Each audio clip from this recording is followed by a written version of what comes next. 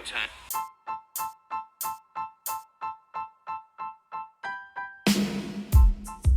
The boys are back. That's right, Florida Man Sports is here with another exciting episode. So just sit back, relax, and enjoy the ride. This is Florida Man Sports.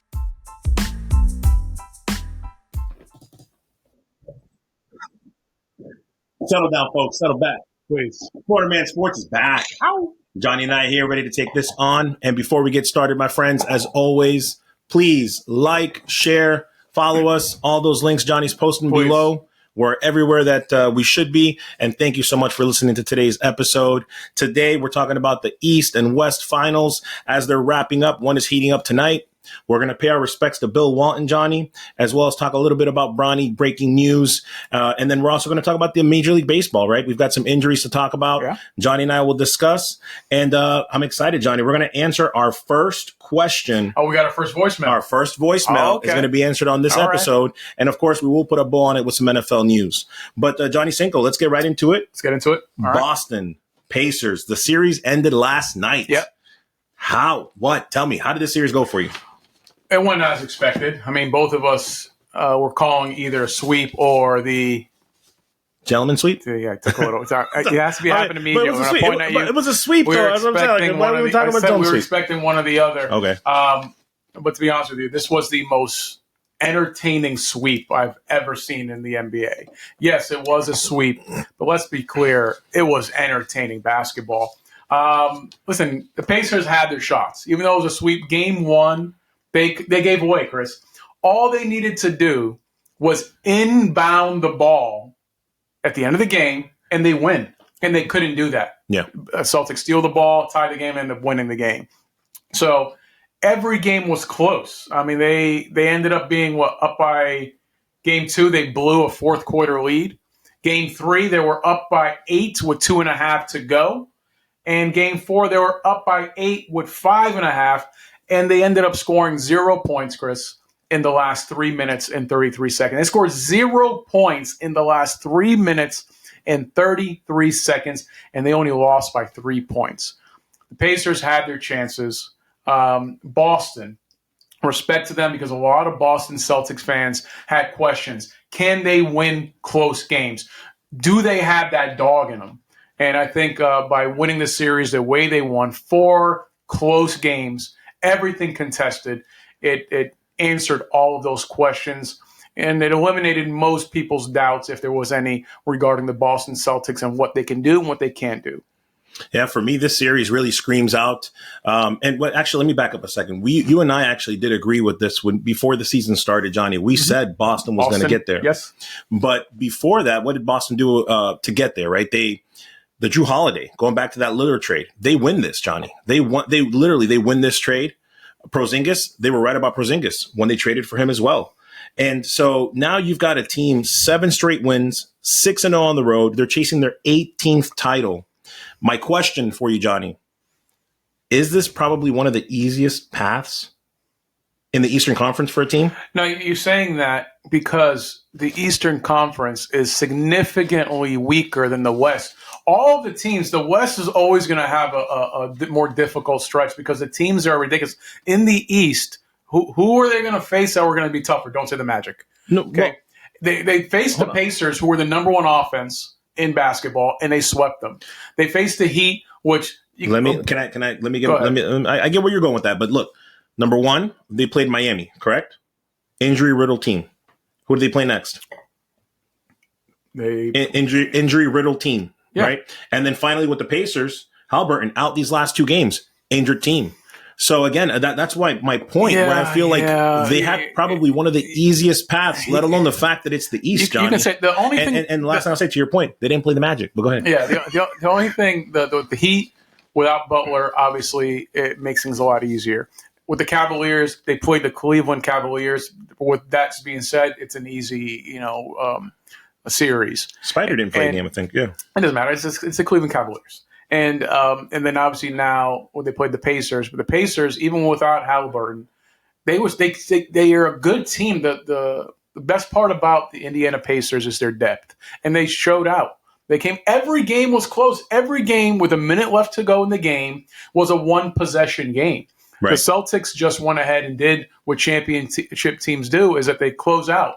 They make sure they go ahead and get I couldn't believe that first game with the Pacers. All they needed to do was inbound the ball. The ball. Not for nothing, but last episode I said the one thing they needed to do was win game one. Remember we said that? Yeah, and I was like, oh, Chris called it. And then, because I thought, there's no way.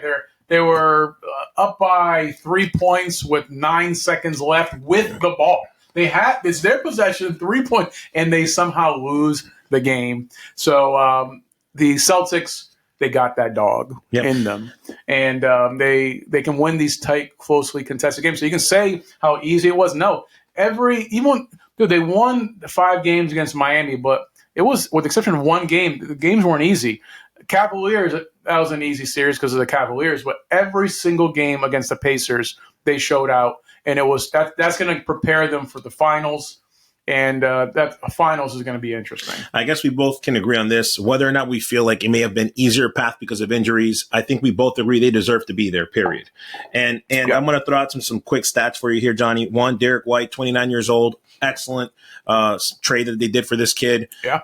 Also, I want to throw out some names, Johnny. Tell me what these players all have in common. You ready? Okay. Steve Nash, KG, Daryl Armstrong, Pat Garrity, Michael Doliak, Anton Walker, Chris Webber, Bo Outlaw, and Penny Hardaway. What do they all have in common?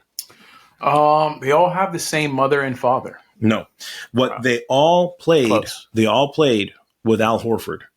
That is how old this guy is, and just so impressive to see once again that he's a big key as to why this team's in the finals. The Dominican Papi. As the Boston Celtics wrap up the East, Johnny, we know where they're going tonight.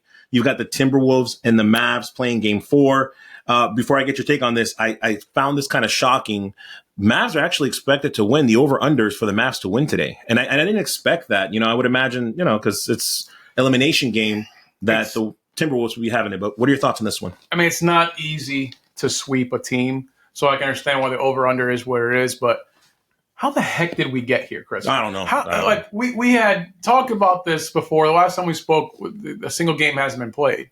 And that's why I wish sometimes we did this every single day. But we have to wait. We talk about it. We had to wait a full week before we go ahead and respond to whatever we said.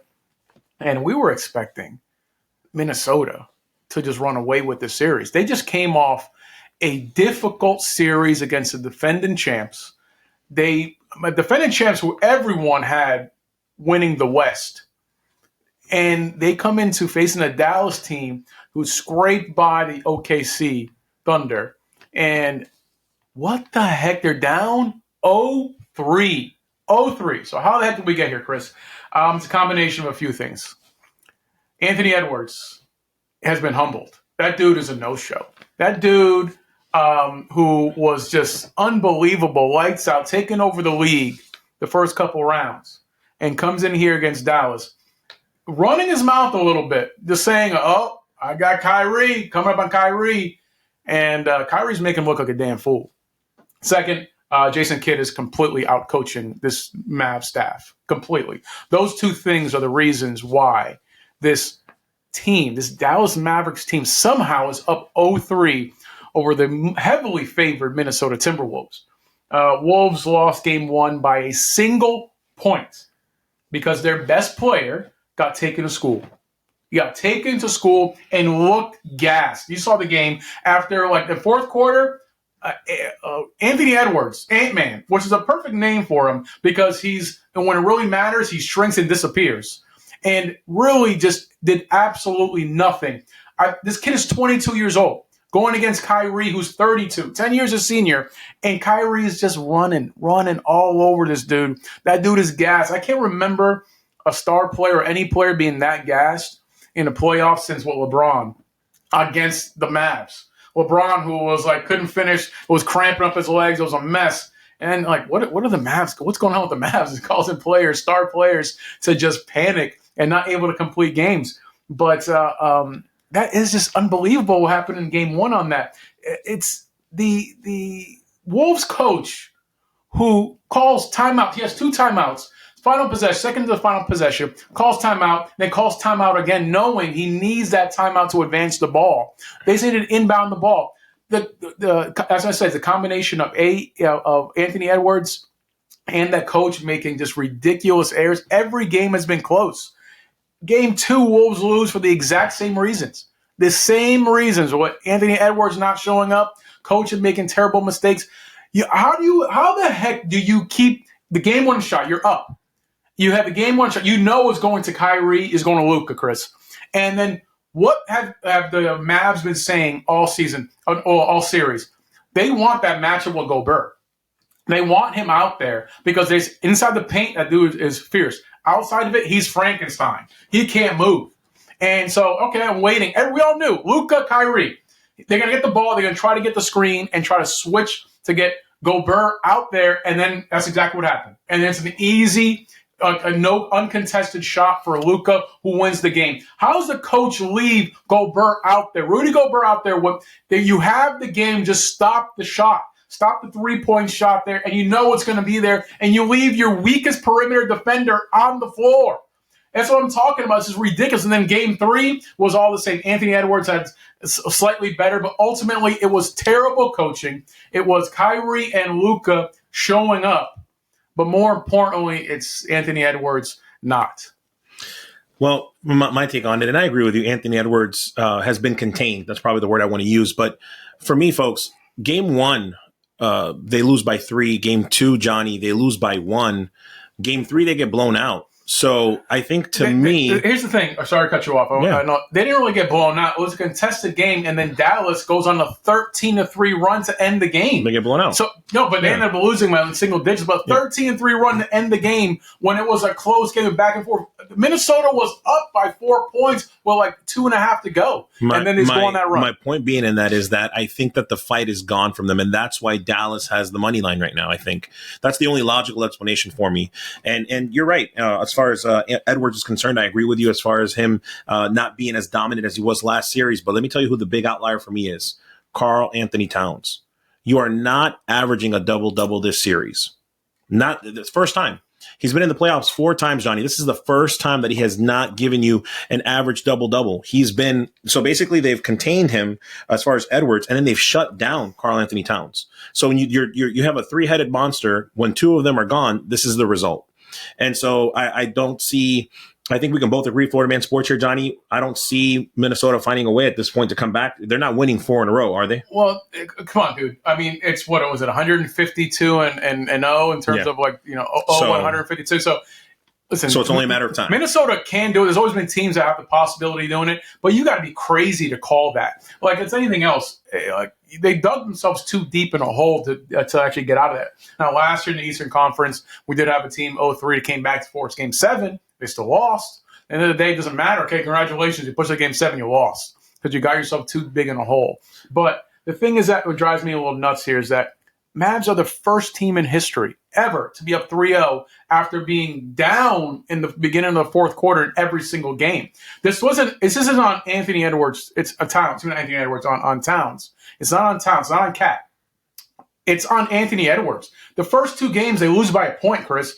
They lose by a point because Anthony Edwards can't shoot. He shot about 20 points game 2, 17 game points, shot, I think, 38% of both games. I expect more from Towns, who's the veteran, who's been there 4 times, who's 28 years old, as opposed to the 22-year-old kid. This is Anthony Edwards' team. So if he just plays an average game like he did in Game 3, you play that average game in Game 1 and 2, you win the game.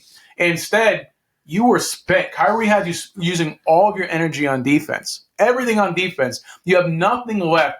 Your legs are gone. We see it, and you're still jacking up shots, man. Just pass the ball, pass it. You're still jacking up shots when you shouldn't. I don't know what's going on with your conditioning, but you're 22 years old. You're supposed to be facing the league. You got a 32-year-old Kyrie just running circles around you. Speaking of Kyrie, and since we're kind of turning the page on Minnesota, basically, folks, it's only a matter of time is what we're saying. It's inevitable that they're going to lose at this point. Let me ask you a question, though, before you go here. Yeah. Okay. Minnesota, we're not expecting them to go ahead and actually come back on this here. No. Let's assume they get swept tonight. Games tonight, they get swept, it's over. Do you really start thinking about firing this coach? firing this Minnesota head coach. Absolutely not. I disagree with you. Absolutely not. Here's why. Listen, we've been watching basketball enough to know. Listen, we've seen Cavaliers teams fire their coach after making the finals. They make the finals. Obviously, LeBron had a lot to do with that. Because he likes to go ahead and get coaches here's fired. why that's not going to happen. You just went through a series where you beat the MVP and the defending champs. And so, in other words, Johnny, no, you're not because of that. Now, maybe if they didn't play Denver, if they played the Suns, let's say, and beat the Suns, yeah, maybe, possibly. But he's proven that they can win with this team. And this has just not been a good series for Edwards, and it hasn't been a good series for Towns. That's really the story. It's this, like I said, the story why they're losing these games because of Anthony Edwards not being Anthony Edwards. And the coaching errors, the coaching mistakes that were done were so glaring. It was so Jason Kidd is just killing them, showing them how it's supposed to, giving them a clinic and how he's supposed to coach. Out coaching is not necessarily a reason to be fired, though. And so, what are you talking about? It's not. If you're the favorite to win a series and you don't, and you lose games specifically because you make coaching blunders like he did in Game 1 and Game 2. Players got to execute, blunders. Johnny. You just said out of one side. You just said out of one side of your mouth that Anthony Edwards is not playing well. You just literally said about how he's not. It's on his shoulders. He's not playing well. So he's got to produce. He's not playing well, but still, I gave you two terrible. Game 1, even with the Anthony Edwards not playing well, the coach calls 2 timeouts out. They had a chance to win. He has to advance the ball. He calls it because they couldn't inbound the ball. Like, get the ball in. Like, that second timeout gave you no chance to win. At that point, you're going to do a full court a shot. That's what they had to try to win the game. Not a half court, a full court shot. It wasn't going to happen. Game 2, pull Gobert in the final shot. He is the weakest at that point. Nobody's coming. Even if they come in and dunk it, it's a tie game. But it's not. You needed perimeter. You're up by 2. A 3-pointer makes you lose the game. This is a 3-point shooting team. You need perimeter defenders. Everybody, including myself, who's not, I'm amazing with sports. Chris will tell you all the time. But I'm not an NBA head coach. But even I knew. Oh, we know you're not an NBA head coach. We definitely know you're not an NBA head coach. Even I knew that you need perimeter defense. It's time to pull Gobert. Pull Gobert, just go ahead and just force everybody to go ahead and force them to drive in or a 2-pointer, go to overtime. Instead, you gave them the victory. Terrible coaching decisions. So, I'm sorry, but with this team is too good. There's plenty of people that would love to coach this team. This team should go to the finals after they did at Denver. And then he comes in here and just lays an egg against Dallas. And have players playing gas. No, he's not. That would be like saying every team that loses and doesn't make it and win a championship, then they have to be susceptible to being fired. No, it doesn't work that way. He's not the guy. So it's too many big mistakes. Too many big mistakes. Before we put a bow on this series, Johnny, because it's, again, inevitable that the Dallas Mavericks are going to win, Nico Harrison, the GM, GM for Dallas. Just want to shout him out here for a minute because things look dark, man. When they traded for Porzingis, the draft picks that they had to give up to get him, even this year's draft, Johnny, they're still paying the Knicks this year to finally pay the bill for that. Yep. They don't have picks from 2027 to 2030. They have no picks. And then last year they take Kyrie Irving. Right? Last year, they take a wing on this guy. And what do they do last year with the injury riddled season? They win they go negative 12-3 together with all the injuries last year, but they still run it back. So again, Nico Harrison, I give this guy credit. Trade deadline. He trades for Daniel Gafford, PJ Washington. For me, it's always fun, folks, to find out how the teams got here. And it was the trade deadline that made this happen. So I'm so excited about that. Well, you make a good point. I mean, he made the moves necessary. I'll give it up. I give more props to the Boston GM. It's going to do everything he needed to do. I give more props for Dallas to making the move to keep Kyrie. When he came in last year, it was like, okay, you got him and made the move. Is it going to work with Luka? And you didn't really get the full answer. And they still, no, we're going to run it back. We're going to have a full season, healthy season. I know that we can really do this. And they can because this. I love how you just repeated exactly what I said. The backcourt looks amazing with Kyrie and Luka. I mean, it really does. So, you know who wishes they could do that backcourt like that?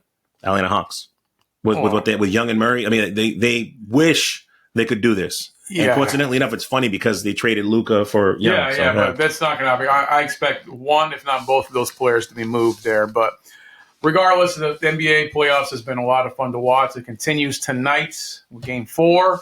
We'll see. I know most people are expecting the sweep. to get it over with. Minnesota, see if they got some heart left in them. But we have to go and turn the page and say goodbye to a legend. Right now, Bill Walton, the great, I think at 71 years of age, passed away. The great UCLA Bruin. He went ahead and played a couple seasons. Well, he played with two different teams, won championships with Portland and Boston.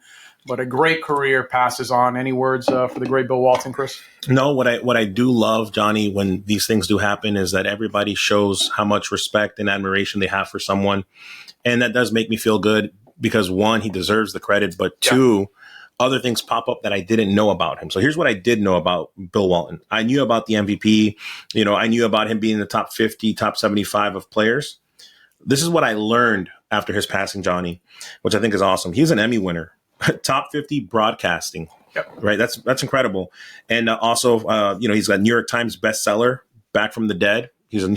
And of course, he was a civil rights movement. He was one of the first people there from an athletic perspective that was helping. So again, just all those things on top of that Hall of Fame career that he had. And mind you, Johnny, I will say this about his career. He had an injury riddled career and still made the Hall of Fame. That's just a testament to this guy, but he's definitely going to be missed. Yeah, I mean, I never watched Bill Walton play. I've seen the videos. I've seen the championship game against Dr. J and the Sixers.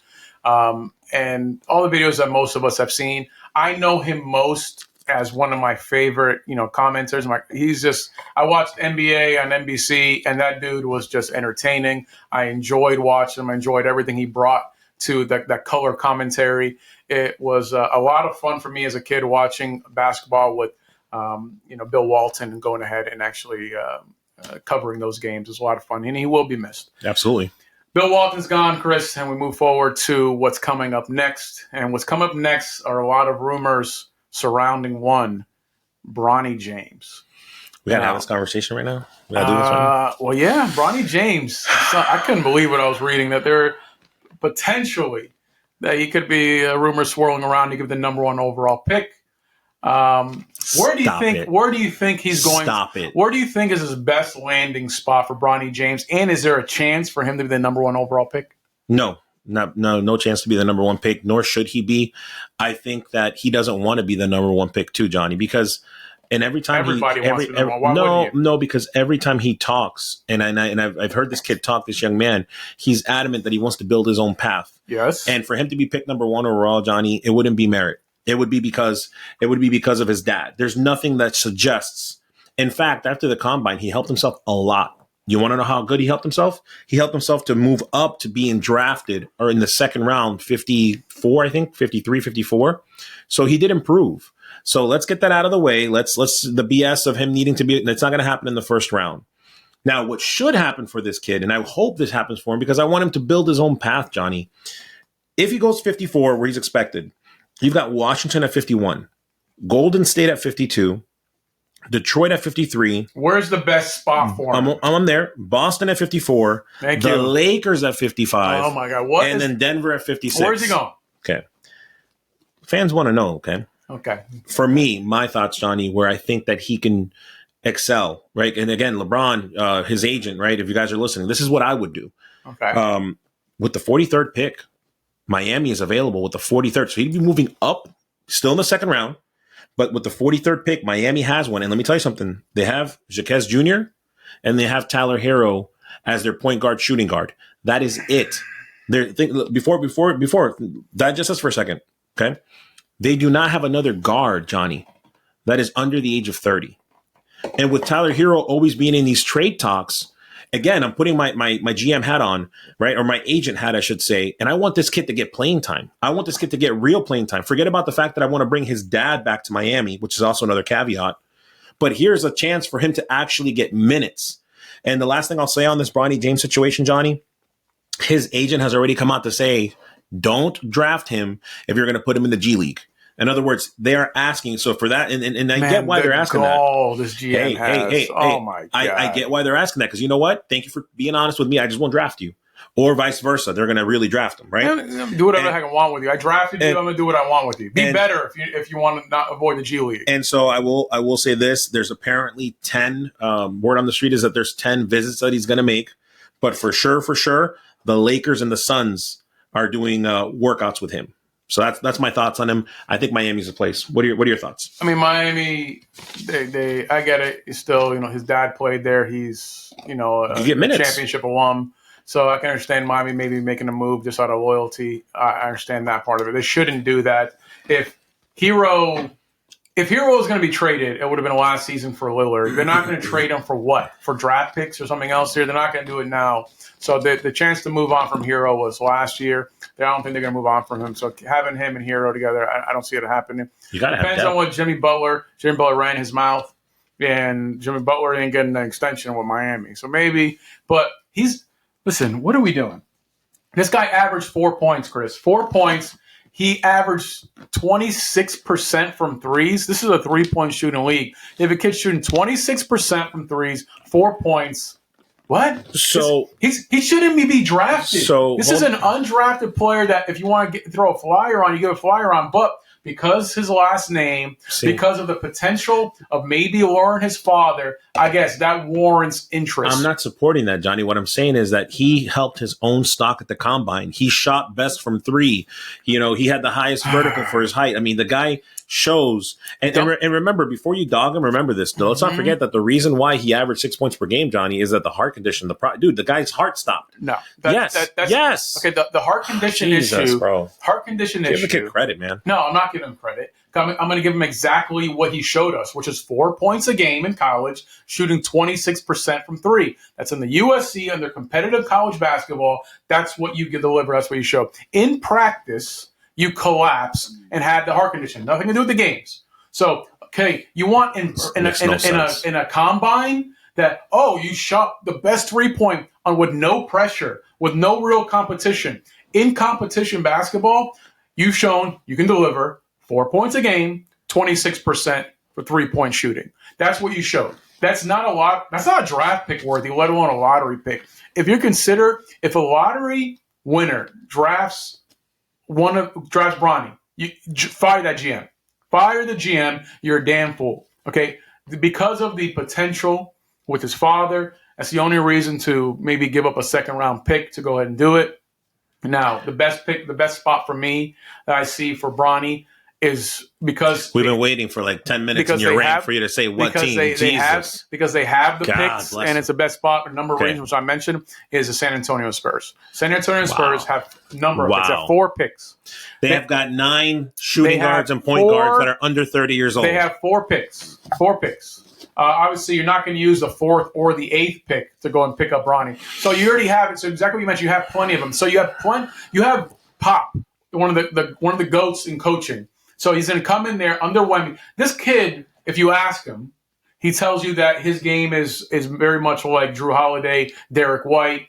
I just told you.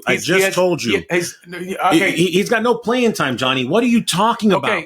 Jesus. Okay. This kid can come in. You earn your spot. So Pop isn't going to guarantee anything to anybody else. And for an agent to come in and say, if my guy is on playing time, if you're going to put him in the G League, don't draft him. Guess what? That's not your call. Nobody cares. It is though. It is though. That's why. This isn't an Eli Manning situation. But it is. No, it's not. Eli Manning was tearing things up in Ole Miss. Eli Manning was one of the best, if not the best, college quarterback. Who was Eli Manning's father? What's his name?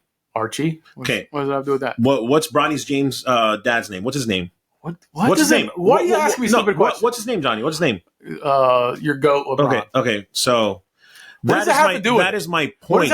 No. That is my point. Your point makes no sense. I already referenced that the reason why you even give this kid a look is because of his father. When you have the opportunity, like Bronnie James does, of going back to playing in college or being drafted, it's okay for his manager to say, hey, just letting you know, because we're just going to go back. So if you draft us with the idea of going to the G League, we're just going to go back and play another year of basketball. How is that not okay? Yeah, okay, I understand. And his dad is LeBron James. How is that not okay? A couple things how it works, Chris. Come on, man. Let me let you know how these things work. Yeah. So you're over here. Okay. So most teams are not going to sit here and tell you, hey, we're drafting you to put you in the G League. No. By the time they make that decision, it's too late to go back to college. So they're going to draft you. and you're on the team. It comes down to, does he want to play for that organization? Which is why they're saying it So now. with San Antonio is not going to sit here and tell them we're going to play in G League. They're going to say, no, we're going to give you an opportunity. I want to see how you perform. With our 9 guards that are under the age of 28. We're gonna you'll plenty of room. We're going to see how Terrible. First of all, none of their guards have shown that they are staying with San Antonio, that they're like, oh, this is the pieces we're missing. These are complementary players to Wemby. None of them are. So if they see Bronny as potentially being that, since this guy thinks he's Drew Holiday. Now that I've thoroughly destroyed Johnny's thought of San Antonio for Bronnie James. It's not. I'm not done, so shut your damn mouth, okay? So he's mad. Because it's nonsense. You're over here like, oh, they have so many guards. Like, the guards they have are not good. That's why they were like in last place. Yeah. They're not any good. And so bring in a guy in the second round to solve our problems. You're going to bring in Bronny, one, if you think. I hope you edit this properly and see how much I'm destroying you right now.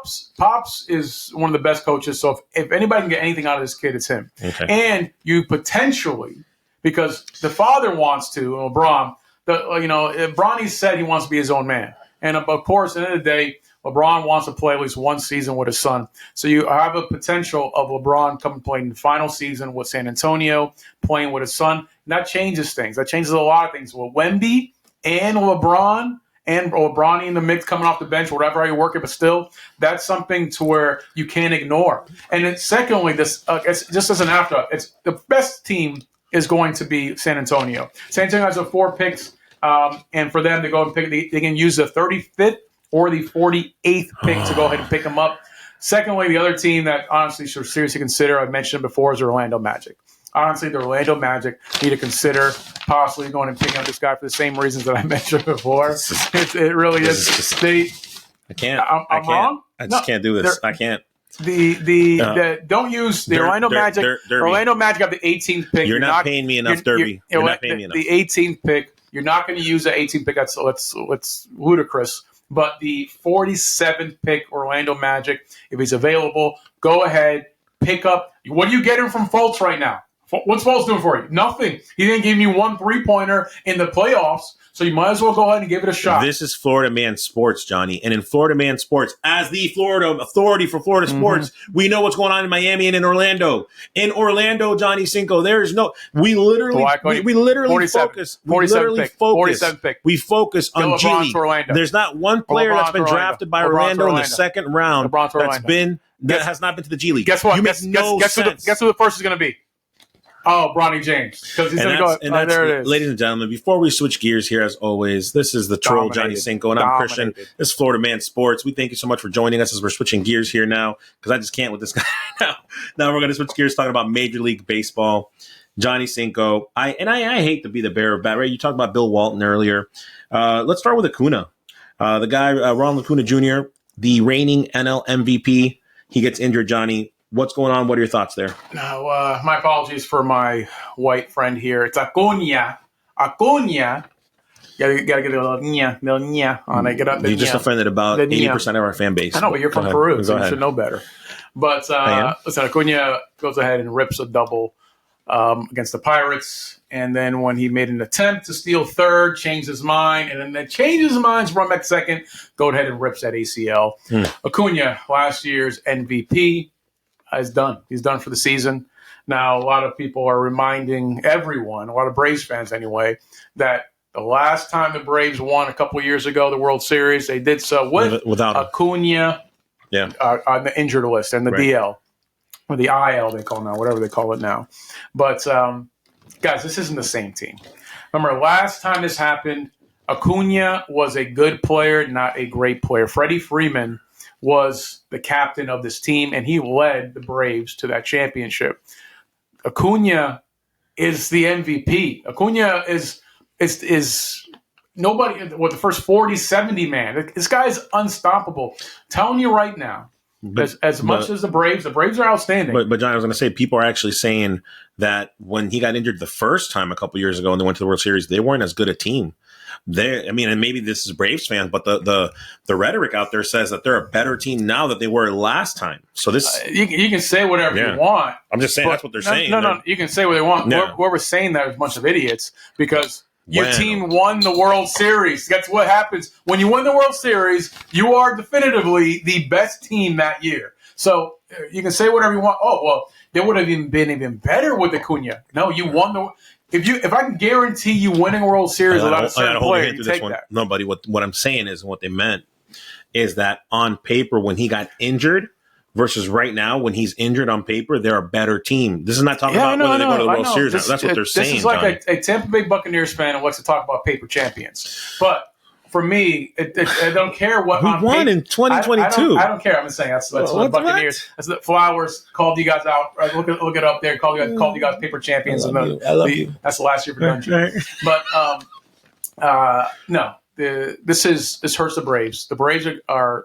I still expect them to make the playoffs, but I know they were your pennant winner. You expect them to be in the World Series this year, Chris. Without Acuna, I'm sorry. I know they did it before. It ain't happening again.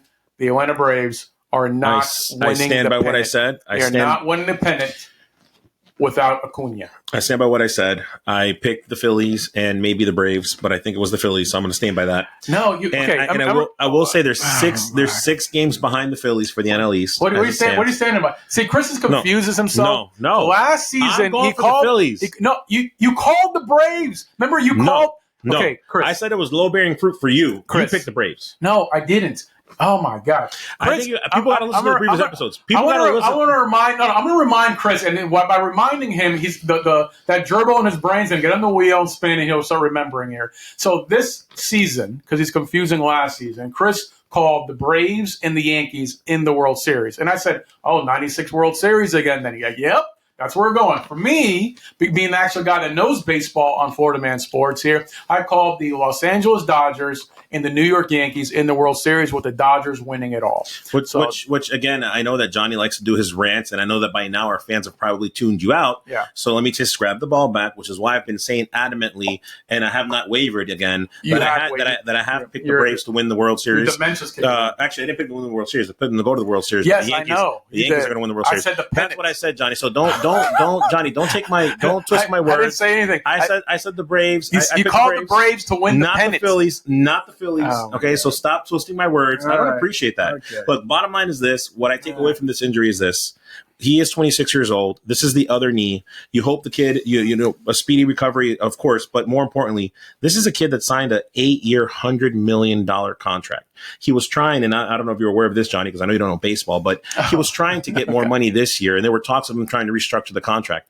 Now that's out of the question at this point, because it should be out of the question, I should say. What are your thoughts?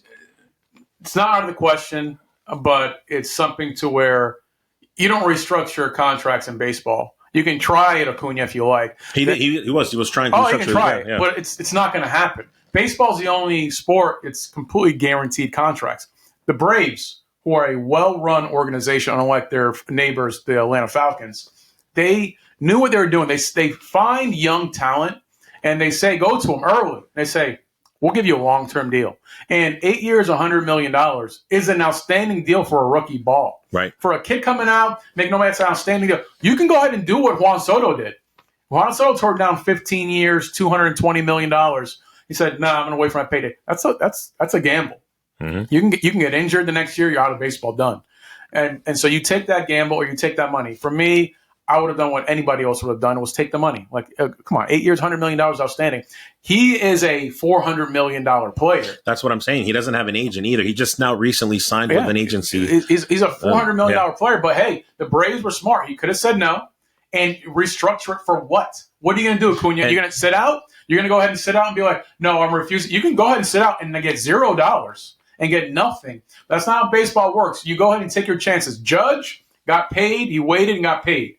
Juan Soto took a chance, waited, and got paid. Acuna, you didn't. He took the money right away. Same thing with Julio Rodriguez with Seattle, because they're going to go ahead and say, we see this young talent. We're not going to wait. Baseball, you have a 5-year rookie contract. So when you get in the minors, you get that team, whoever has you, gets 5 years from you dirt cheap. So most teams, what they were doing before, waiting those 5 years out, and then what happens with Bryce Harper, you get paid. You get a ridiculous contract. Even though you don't play as much. So teams like the Mariners and the Braves, they take a chance. After a year, they say, nope, we think this kid got it. we're not gonna wait for your rookie contract to end. We're gonna go ahead and give you, which is a good amount of money then, but ultimately significantly less than you will be worth in a few years. But you take the chance. So then, Johnny, without going into another rant that you always like to do, what are the Braves going to do? Are they going to promote from within? Are they going to go out and seek out talent? How do they replace? I mean, you don't really replace them. You don't replace so them. What do you do, though, to try to make sure to you do the exact same thing they did the last time around. They brought in? Next man up. Next man up. You're still minor league system. You have different players. You go ahead. I can see him going ahead and maybe picking up somebody like a utility man or doing something else. But there's no way to replace 70 plus stolen bases, 40 home runs. There's no way to do that. And so the Braves, they did win a World Series without him. They're not going to do it again, but they're also not going to go ahead and sign. The Braves are not the type of organization that goes ahead and picks up somebody and pays them too much money. What's going to happen next, folks? Next week, we're going to have Braves. They're going to sign. Make a trade because whatever Johnny says, it's going to. If they sign somebody, it's always going to be a 1-year deal, something like that, and it's still not going to give up their farm system to do that. But ultimately, it comes down to what they do right now. So they're going to go ahead and ride it out with what they got, and obviously we'll see if they're in contention. And then once you start getting closer to the trade deadline, you start saying, okay, they're 2 games behind or whatever it is behind the Phillies, or maybe they're 10 games up. They don't need to make a move. So ultimately, they're not going to make the moves now. They're going to wait and see what happens towards the trade deadline and then see, okay, do we have a team that can potentially win a World Series without Acuna? And if they do, they'll make some moves. If they see that, what I see, where it's like you need him to have a real shot, they're going to just go ahead and stay the course and wait till next year. Well, that remains to be seen. Also in Major League Baseball news just recently, Johnny, we've got a controversial ref. We can't forget about him. Tell me your thoughts on he retired, right? What are your thoughts there? Well, one, Chris, they're not called refs. They're called umpires. So Okay. in Major League Baseball, the absolute worst umpire in the history of baseball. That's an opinion. Angel Hernandez, Chris's favorite, it's favorite player. I was not even a favorite Angel Angel Hernandez. He went ahead and officially retired. Now, honestly, what this is a forced retirement. This fool sued Major League Baseball back in 2017 because he's terrible. But what does he do? Like I've worked with people like this, terrible employees who are terrible. They get called out by the boss, and what do? You throw out the race card. Oh, nope. It's because of a race. So he called out Major League Baseball for racial discrimination. It's not. It's because you are the absolute worst, Angel Hernandez. Like anybody's involved in baseball, whenever a bad call is made, he's now, everybody's just like, oh, you pulled an Angel Hernandez. Oh, you pulled an Angel Hernandez. Any terrible call is called an Angel Hernandez. Everyone involved in Major League Baseball is happy to see this day. We were waiting. This is what happens when you have an outstanding union. They protect terrible employees. Unions never protect great employees. I'm sorry. They protect the worst, terrible employees. That's what unions do best. So that's why a lot of, terrible employees look for union jobs. But that's another story. But Major League Baseball, anyway, they have a great union. They protected the very worst and ultimately forced retirement. I mean, for me, there's so many great, terrible memories where Angel Hernandez, countless terrible when he played, when he called the games behind the plate, terrible strike calls and ball calls. But for me, it was the 2018 playoffs between the New York Yankees and the Red Sox. This fool had 3 straight reverse calls, and thank God for that because the instant replay wasn't a thing for Major League Baseball for a long time. It's relatively new. So 2018, he goes, in the first 4 innings, all of his calls were all reversed. You know how dumb you have to be? Nationally televised. New York Yankees and Red Sox. And he goes ahead and calling people safe, they're out. Calling people out, they're safe. Every single one of his calls were reversed. That is my favorite memory with Angel Hernandez watching those, of course, the great New York Yankees and Red Sox rivalry in the playoffs there. So I enjoyed that. Plenty of other Wrigley Field ones. But let's salute, Chris, to Angel Hernandez finally leaving Major League Baseball. What does Angel do? He was an umpire. No, but what does he do? What does umpires do? They call the game? He's a ref. Shut the Mike. Nice try. Boom. Yeah, nice try. Boom. Oh, my bad. Nice try. Thank you. Take this back. Take back. Oh, your social security number. Everything's on there. Okay, Chris. Remember last week I asked our listeners, I asked them, please go on to our webpage. You see right there. From there, you can always listen to any one of our previous shows. If it's there, it's there. I still like the point. I still like the point there. Maybe they'll listen to us on mute. I gotta let them know where it's at. So I asked you guys to go ahead and just go to our webpage if you want to listen to any of our shows. It's available in podcast form, audio. Yes. But there's also a little microphone. Click on it. Ask us a question. Leave comments. Tell us how great we are. Tell us how terrible we are. Whatever you want to say, it's fine. I scrolled through them, Chris. A lot of them I could not air on here. While this is a podcast and, YouTube we have here, we can say whatever we want. Clearly you didn't listen to all the ones to talk about you were just not shutting up, and just ranting and just constant. I heard plenty of those. A lot of them had a lot of profane language and about, my kids listen to this, our other kids do. I allow my kids to say a curse word, when we're fishing or watching a Magic game, because that's understandable. You watch a Magic game, you're going to go ahead and do that. But I didn't want that to the show, so I was going to pick a few, but ultimately decided one. One was enough, so go ahead. So let's see, Chris, what do we got here? Let's play. All right, Florida Man Sports. So I got a super duper important question. Super duper, Chris. The first time it's going to be asked or the last time that it'll be asked. But I need to know how you guys feel, and honest answers only, please. When it comes to the NFL offseason grades for our Florida teams, who will be number one and who's number 3? Speak honestly now. Let me hear it. Thank you. I think that speak honestly is more for you. Can you not be a liar, and can you not, cheat me and cheat Florida Man Sports? Can you be? I think that question is more for you to be honest. I don't need you to rant. I just need you to be honest. I just think that you should be thanking me because we have females listen to the show, and obviously I feel that the female demographic they're listening to watching.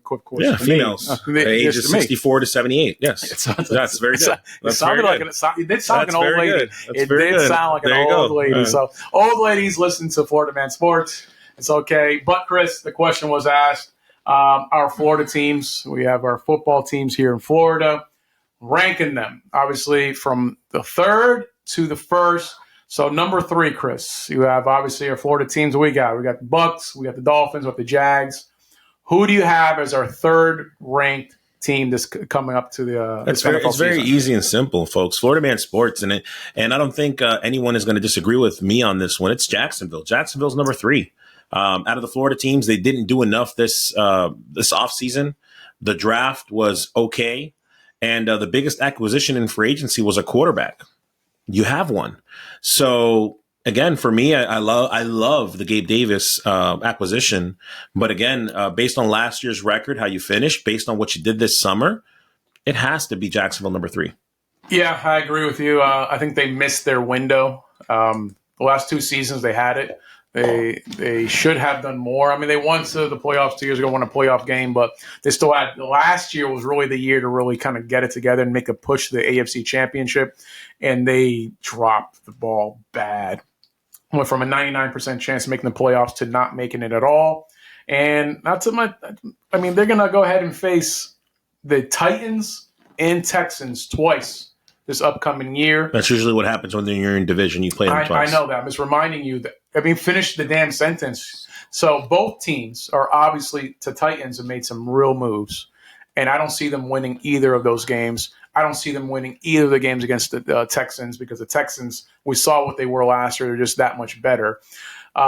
Really, the only game I can put a lock in for the Jacksonville Jaguars are against the Patriots. That's only because they're facing them in England. And the Jacksonville Jaguars, as I established, they don't lose in England. I have them going 6-11. 6-11 next year. So with a 6-11 record, that puts them dead last for our Florida teams. Chris. Well, you also got to remember. What about India? You said Houston. You said Tennessee. No, what about Indianapolis? You played them twice. I haven't splitting with them. I went down everything. I just gave you a couple of key games where I was like 6-11. So you have 6-11, having the same record they had last season.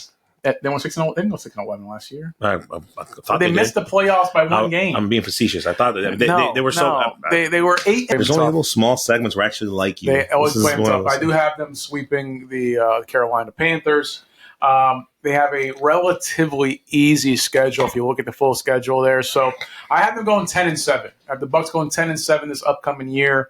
That's going to be enough to win the NFC South.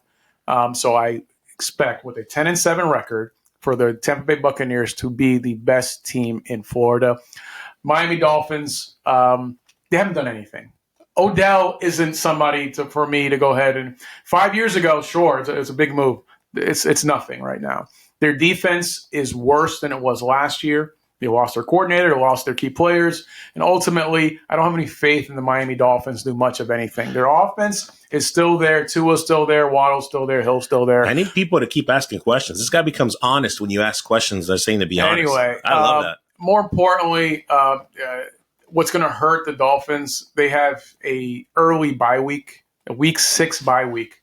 This is, with the exception of those 3 guys, early the 2 guys, when Waddle and Tua, everybody's a little older. And when you have a week 6 bye week and you need to go ahead and get that recovery time, they're not going to have it.